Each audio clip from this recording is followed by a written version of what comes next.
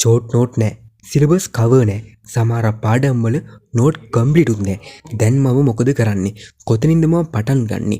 මට තේරෙන්නේ නෑ මොනව කරන්නද කියලා. බය වෙන්න එපා. ඔයාගේ ප්‍රශ්නය අපි එකින් එක ලියලා දාමු. අංක 1. ඔයා වර්තමානයට එන්න ඕන. ඔයා මේ වෙලාවේ තේරුම් ගන්න ඕන ඔයාට පාලනය කරන්න පුළුවන් දේවලුත් තියෙනවා. ඒ වගේම ඔයාට පාලනය කරන්න බැරි දේවලුත් තියෙනවා කියලා. මොනවද ඔයාට පාලනය කරන්න බැරි දේවල්? සමහරක් විට ඔයා මේ වීඩියෝ එක බලන්නත් එක හේතුවක්. මොකක්ද ඒ? කාලය. මොනව කරත් දැන් ඔයාට ඉතුරු වෙලා තියෙන්නේ මාස 6ක් විතරයි. ඔයාට ඒක වෙනස් කරන්න බෑ. අනිත් එක මොකක්ද?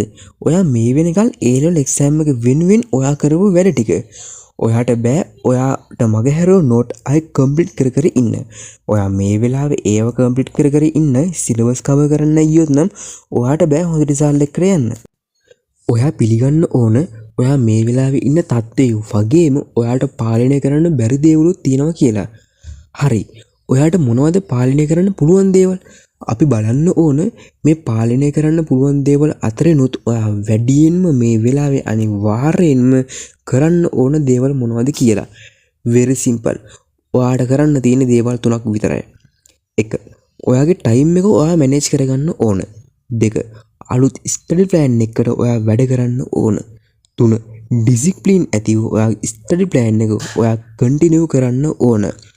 දැනට ඉතුරුලා තියෙන කාලය මැනේජ් කරගන්න විදිය, ඔයාට ගැළපෙන පරිදි ඔයාගේ ස්ටඩි ප්ලෑන් එක හදාගන්න විදිය, ඩිසිප්ලින් ඇතිව ඔයාගේ ස්ටඩි ප්ලෑන් එක ඔයා කන්ටිනියු කරන්නේ කොහොමද කියලා මම ඔයාට මේ වීඩියෝ එකෙන් දෙනවා. හරි. දැන් අපි බලමු ඔයාට ඉතුරු වෙලා තියෙන මේ පොඩි කාලේ ඔයා මැනේජ් කරගන්නේ කොහොමද කියලා. ඔයා දවසකට වැඩ කරන්න දාගන්න ඕන එක සබ්ජෙක්ට් එකක් විතරයි. ඔයාට ඒක බෝරින් වගේ නම් අඩුම සබ්ජෙක්ට් දෙකක් දාගන්න. ඊට වඩා නම් යන්න එපා. ඒකෙන් ඔයාට එක සබ්ජෙක්ට් එකක්වත් ගොඩ දාගන්න බෑ. ඔයා ඒ එක සබ්ජෙක්ට් බෙදා ගන්න ඕන දවස් 6කට විතරයි. ඒ කියන්නේ සතියේ අපි සබ්ජෙක්ට් බෙදලා තියෙන්නේ සඳුදා ඉඳලා සෙනසුරාදා වෙනකල් විතරයි. ඉරිදා දවසට අපි වැඩ දාගන්නේ නැහැ. හේතුව එදාට කරන්න ඔයාට වෙන වැඩ ටිකක් තියෙනවා. ඒ ටික බලන්න කලින් අපි බලමු කොහොමද ඔයාගේ ස්ට්‍රීම් එකේ සබ්ජෙක්ට් බැලන්සින් විදියට අර වැඩ කරන දවස් 6 බෙදාගන්නේ කියලා. ඔයා සබ්ජෙක්ට් එක ගානේ වැඩ කරනවා නම් ඔයාට එක සබ්ජෙක්ට් එකකට දවස් 2ක් වැඩ කරන්න පුළුවන්. ඒ කියන්නේ පැය 48ක්. නැත්තම් ඔයා දවසකට සබ්ජෙක්ට් දෙක ගානේ වැඩ කරනවා නම් දවසක් ඇතුළේ උදේවරු එක සබ්ජෙක්ට් එකකටත් හවසවරු අනිත් සබ්ජෙක්ට් එකකටත් වැඩ කරන්න පුළුවන්. එහෙම කරත් ඔයා සතියක් ඇතුළේ අනිවාර්යෙන්ම ඔයාගේ සබ්ජෙක්ට් තුන බැලන්ස් වෙන විදියට ඔයා ඒ ටයිම් ටික දාගන්න ඕන. හරි. එතකොට අපි ඉතුරු වෙන ඉරිදා දවසේ අපි මොනවද කරන්න ඕන? ඔයා ඉරිදා දවසේ වෙනුවෙන් වෙන් කරලා වැඩ දාගන්න හොඳ නැහැ. මේ දවසේ ඔයා කරන්න ඕන වැඩ ටික තීරණය වෙන්නේ ඔයාගේ ස්ටඩි ප්ලෑන් එකත් එක්ක. එහෙනම් දැන් අපි බලමු කොහොමද ඔයාට ගැළපෙන පරිදි ඔයාගේ ස්ටඩි ප්ලෑන් එක හදාගන්න කියලා. මේ ස්ටඩි ප්ලෑන් එකෙන් ඔයා ෆෝකස් කරන්නේ වැඩ දෙකක් විතරයි. ඒ කියන්නේ පාස් පේපරුයි ඔයාගේ එක්සෑම් එකට වැඩියෙන්ම සහ අනිවාර්යයෙන්ම වෙන පාඩම් ටික. අපි පාස් පේපර්ස් කරන්න කලින් බලමු කොහොමද ඔයාගේ ඒ පාඩම් ටික වෙන් කරගන්න කියලා. ඔයා ඉස්සෙල්ලාම ඔයාගේ ස්ට්‍රීම් එකේ තියෙන සබ්ජෙක්ට් තුනට වෙන වෙනම කොළ තුනක් ගන්න ඕන. ඊට පස්සේ ඔයා ඒ සබ්ජෙක්ට්ස් වල සම්පූර්ණ පාඩම් ටික පිළිවෙලට ඔයා ඒ කොළවල ලියා ගන්න ඕන. ඔයාට මේ පාඩම් ටික පිළිවෙලට ඉන්ටර්නෙට් එකෙන් ලේසියෙන්ම ගන්න පුළුවන්. මම එක සබ්ජෙක්ට් එකක් අරගෙන ඔයා ඒකේ අනිවාර්යෙන්ම පුළුවන් කරගන්න ඕන පාඩම් ටික මම කියලා දෙන්නම්. ඔයා ඒ විදිහට ඔයාගේ අනිත් සබ්ජෙක්ට් දෙකෙත් පාඩම් වෙන් කරගන්න ඕන. ඔයාගේ කැමතිම සබ්ජෙක්ට් එකේ කොලේ අරගෙන ඔයා රතු පාට පෑනකින් මාක් කරගන්න ඕන ඔයාගේ එක්සෑම් එකේ වැඩි ප්‍රමාණයක්ම සහ අනිවාර්යයෙන්ම වෙන පාඩම් ටික. ඔයා ඒ පාඩම් ටික දන්නේ නැත්නම් ඒව හොයාගන්න මෙහෙමයි. ඔයාගේ සබ්ජෙක්ට් එකට අදාළ අන්තිම අවුරුදු 5 පාස් පේපර්ස් ටික ඔයා ගන්න ඕන. ඊට පස්සේ ඒ මුල් අවුරුද්දේ දෙවන පත්‍රයේ පළවෙනි ප්‍රශ්නේ ඔයා ඇනලයිස් කරන්න ඕන. ඒ කියන්නේ ඒ වර්ෂයේදී දෙවන පත්‍රයේ පළවෙනි ප්‍රශ්නයට වැඩිපුරම අහලා තියෙන පාඩම් ටික ඔයා ඒ සයිඩ් එකේ ලියා ගන්න ඕන. අන්න ඒ විදිහට ඔයා ප්‍රශ්නෙන් ප්‍රශ්නේ අරගෙන අන්තිම අවුරුදු 5ේම පේපර්ස් ඒ විදිහට කරන්න ඕන. මේ ක්‍රමයටම තවත් ඔයා බලාපොරොත්තු වෙන රිසල්ට් එක 100%ක්ම ගන්න ඕනේ නම් මම ඔයාට ගොඩක් ප්‍රැක්ටිකල් විදියක් කියන්නම්. ඔයා මේ වැඩේ මේ විදියට පිළිවෙලට කරොත් නම් ඔයාට හිතා ගන්නවත් බැරි රිසල්ට් එකකට ඔයාට අනිවාර්යයෙන්ම යන්න පුළුවන්. ඔයාට කරන්න තියෙන්නේ කලින් වගේම ඔයා කැමතිම සබ්ජෙක්ට් එකේ අන්තිම අවුරුදු 5 පාස් පේපර්ස් ටික ගන්න ඕන. උදාහරණයක් වශයෙන් 2020 ඉඳලා 2025 දක්වා ඔයා පාස් පේපර්ස් ගත්ත කියන්නකෝ. ඔයා ඉස්සෙල්ලාම කරන්න ඕන 2020 වර්ෂයේ පේපර්ස් එක අරගෙන ඒකේ දෙවන පත්‍රයේ පළවෙනි ප්‍රශ්නේ ඔයා කරන්න ඕන. ඒක කරන්න දන්නේ නැත්නම් හරි ඒක ඔයාට අමාරු නම් හරි කමක් නැහැ. ඒ ප්‍රශ්නේ උත්තර බලාගෙන ඔයා කරන්න. හැබැයි ඔයා උත්තර බලලා ලියන්න ඕන ඒ උත්තර එන ලොජික් එක හෝ උත්තර හැදුණු විදිය ගැන යම් අවබෝධයක් ඇතිව. එහෙම නැතිව නිකම්ම කොපිරයිට් කළා කියලා නම් ඒකෙන් වැඩක් වෙන්නේ නැහැ. මේ විදියට ඔයා ඉස්සෙල්ලාම 2020 වර්ෂයේ ඔයා කැමතිම සබ්ජෙක්ට් එකේ දෙවන පත්‍රයේ පළවෙනි ප්‍රශ්නය සම්පූර්ණයෙන්ම කරන්න ඕන. මතක තියාගන්න ඔයා 2020 වර්ෂයේ දෙවන පත්‍රයේ පළවෙනි ප්‍රශ්නේ විතරයි කරන්නේ.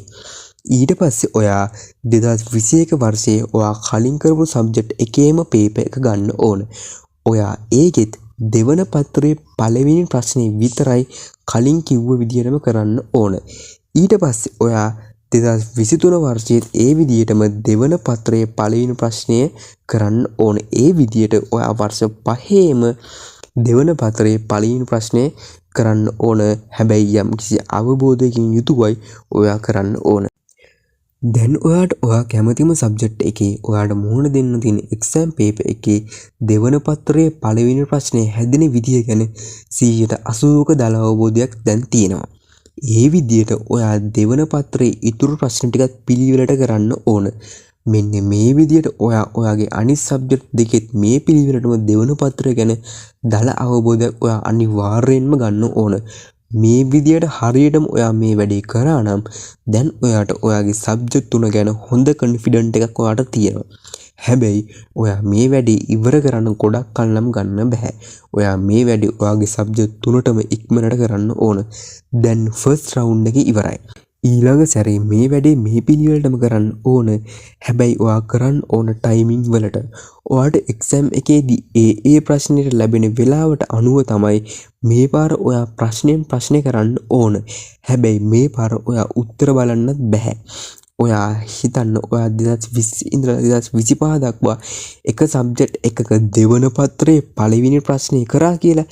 ඔයා ඒවා ප්‍රශ්න ටික පස්සේ රීකරෙක්ෂන් කරාට පස්සේ ඔයාට අනිවාර්යෙන්ම ඒ වැරදි පොයින්ට් ටික ඔයා 100%ක්ම පුළුවන් කරගන්න ඕන. ඊට පස්සේ තමයි ඔයා දෙවන ප්‍රශ්නේ ඒ විදියටම පිළිවෙලට කරන්න ඕන. ඔයා ඒ විදියට සෙකන්ඩ් රවුන්ඩ් එකත් ඉවර කරගන්න ඕන. දැන් තියෙන්නේ ලාස්ට් රවුන්ඩ් එක. මේකෙදි ඔයා අන්තිම අවුරුදු 5 පාස් පේපර්ස් ප්‍රශ්නෙන් ප්‍රශ්නේ කරන්නේ නැහැ. ඔයා 2020 වර්ෂයේ පේපර් එකේ සෙකන්ඩ් පේපර් එක අරගෙන සම්පූර්ණ ප්‍රශ්න ටිකම එක දිගට ටයිමින් කරන්න ඕන. ඒ විදියටම අන්තිම අවුරුදු 5ේම සෙකන්ඩ් පේපර්ස් ටික ඔයා ටයිමින් කරන්න ඕන. මට 100% ෂුවර් ඔයා මේ වීඩියෝ එක බලන මේ වෙලාවේ ඔයාගේ රිසල්ට් එකට වඩා ඔයා මේ වැඩේ හරියට පිළිවෙලට කරාට පස්සේ තියෙන රිසල්ට් එක ඔයාටවත් හිතා ගන්න බැරි තරම් ලොකු වෙනසක් තියෙනවා අනිවාර්යෙන්ම. හරි.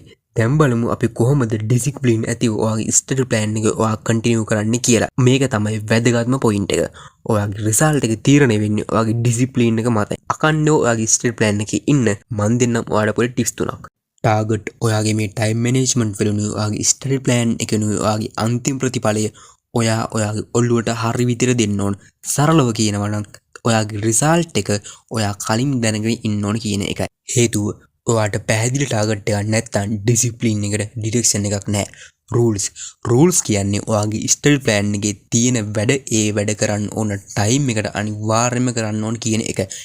වහිනවා කම්මැලි පස්සේ කරනවා කියලා වැඩ කල් නොදා ප්ලෑන් එකේ විදියට ඔයා වැඩ කරන්නම ඕන.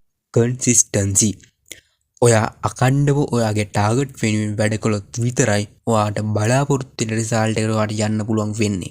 ඒ වගේම ඔයාගේ ඩිසිප්ලින් හදාගෙන අකණ්ඩව යම් අරමුණක් වෙනුවෙන් වැඩ කරන විදිය සහ ඒකට ගැළපෙන පරිසරය හදාගන්න විදිය ගැන සවිස්තරාත්මකව දැනගන්න ඕන නම් බලන්න මේ වීඩියෝ එක.